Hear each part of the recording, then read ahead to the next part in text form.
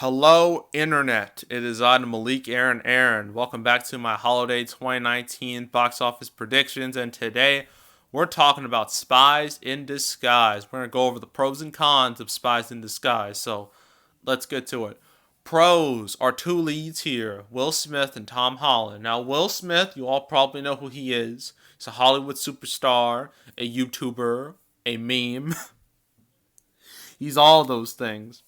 Now, in my Gemini Man video, I covered his career in a decent amount of detail.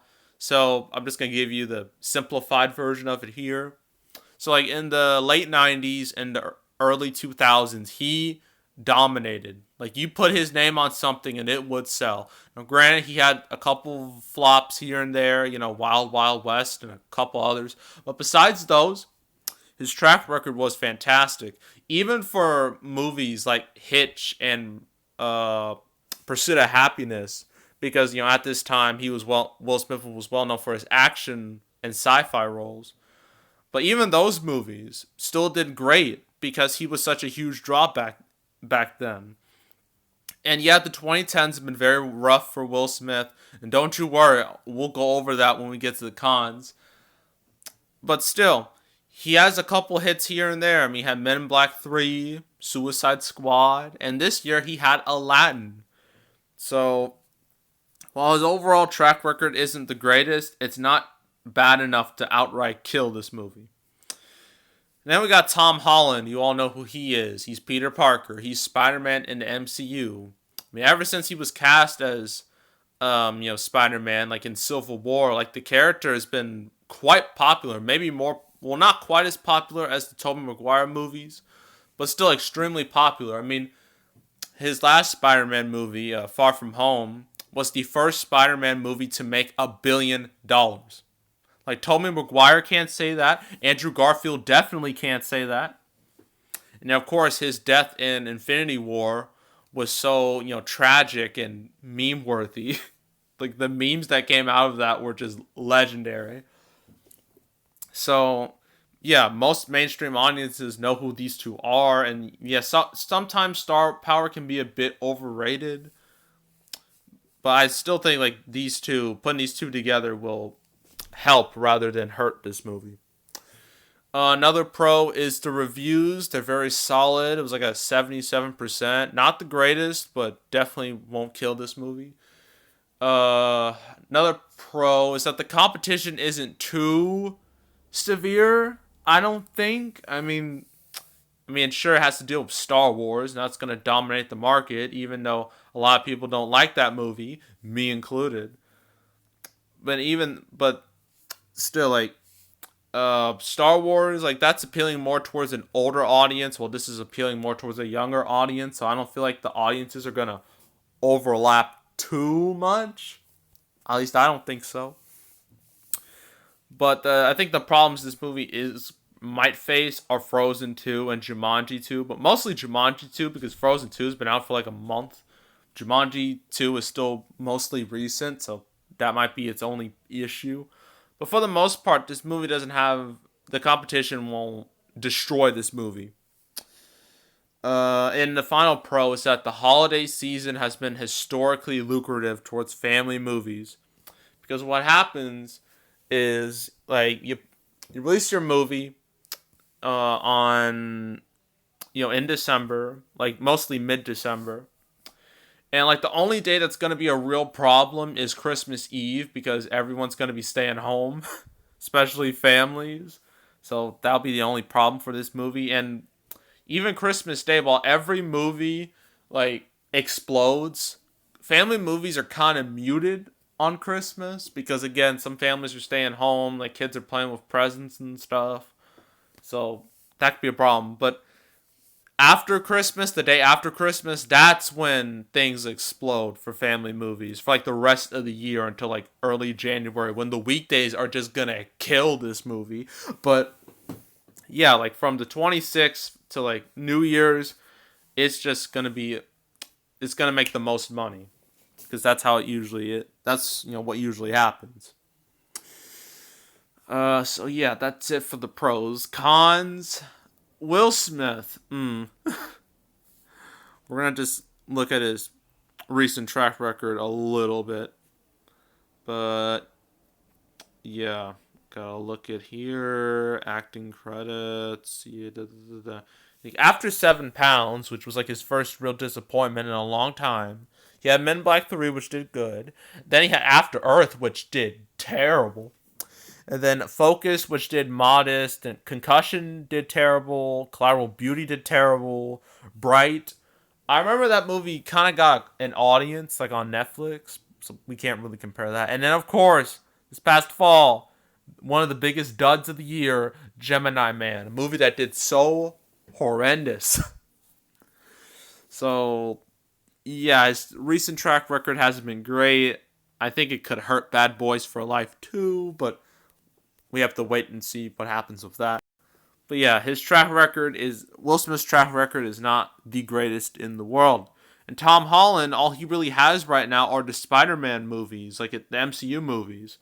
I mean, next year he's gonna have some stuff. Like, he's in the movie Onward from Pixar. He's in like the Doolittle movie, literally coming out the same day as Bad Boys 3. Yeah, so he has a couple movies, and he has the Uncharted movie next Christmas. So, like, right now, he doesn't have a whole lot other than Spider-Man, but soon enough, he'll be in other projects, and then I can properly see, his box office track record. But yeah, but again, I've said this plenty of times, just because you're popular in the MCU doesn't mean you're going to be popular everywhere else.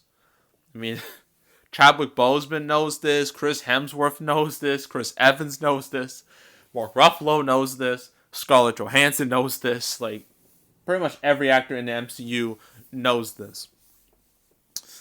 So yeah, that could be a problem. Another con is that this movie just doesn't feel like an event. Like, it doesn't feel like you need to pay to see this. Like who's gonna look at the previews and like the advertisements for this and be like, oh yeah, I'm gonna spend $10 to $15 on that? Like, I don't see a whole lot of people doing that, to be honest. And I think it's because like the whole the human, like, I forgot what type of genre it is.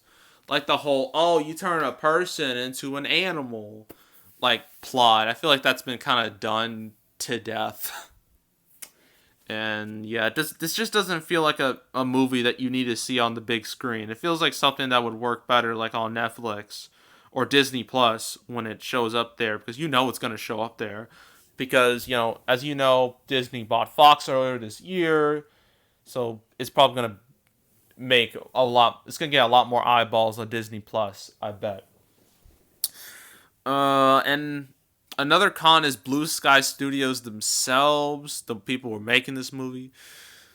Like, when it comes to them, like, sure, they had the Ice Age movies, which made money for a while. I mean, they had Robots, a movie I like. Horn Hears a Who did good. The Real movies did great. Peanuts movie did alright. But Ice Age 5 did terrible. Made like half as much as 4. Ferdinand didn't do that great either. And then, there was Epic. Nobody remembers that movie. That didn't do great either.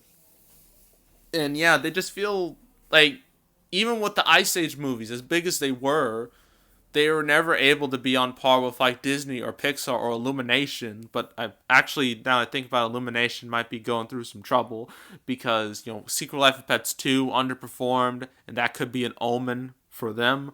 But still, like, Blue Sky was never really able to hit the big time like Disney or Pixar. So that could be a problem, I think. And I think that's about it. I mean, I guess another con is that Jumanji 2 will be a bit more direct competition to this. And Jumanji 2 is still making a decent amount of change. I mean, it's not as much as the first, but still a solid amount at the end of the day. Even Frozen 2 is still making a bit of money despite being out for like over a month at this point. So, things aren't looking...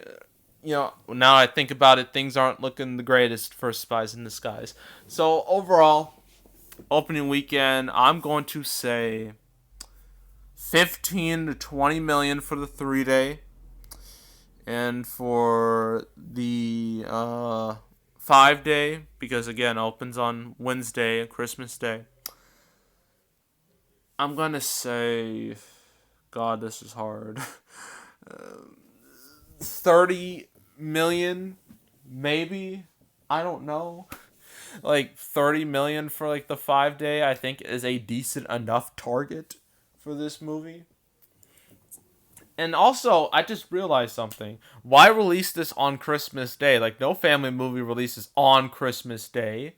They release like a few days before Christmas. That way they get a little bit of extra cash in. Like, releasing on Christmas Day is just gonna shorten this movie's legs, in the long run.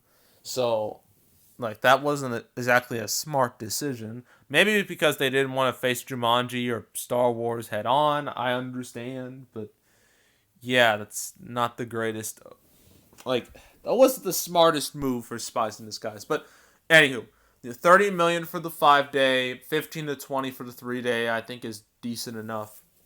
And yeah, that's it for Spies in Disguise. And then next, we got Uncut Gems. And after that, that's it for 2019. No more movies to talk about. Thank God.